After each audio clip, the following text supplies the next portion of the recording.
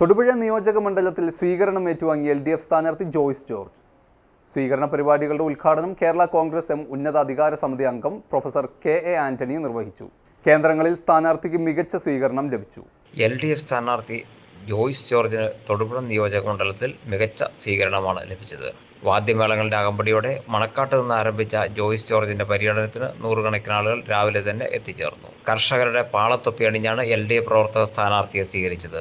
MP എന്നതൊരു ആലങ്കാരിക പദവിയല്ലെന്നും എല്ലാവിധ സാധ്യതകളും ഉപയോഗപ്പെടുത്തി നാടിനു വേണ്ടി പ്രവർത്തിക്കാൻ ജനങ്ങൾ നൽകുന്ന അംഗീകാരമാണെന്നും സ്ഥാനാർത്ഥി പറഞ്ഞു. MP ആയിരുന്ന സമയത്ത് ഇടപെടേണ്ട വിഷയങ്ങളിലെല്ലാം താൻ ഇടപെട്ടിട്ടുണ്ടെന്നും അദ്ദേഹം കൂട്ടിച്ചേർത്തു. കേരള കോൺഗ്രസ് ഉന്നതാധികാര സമിതി അംഗം KA ആന്റണിയാണ് പര്യടന പരിപാടികൾ ഉദ്ഘാടനം ചെയ്തത്.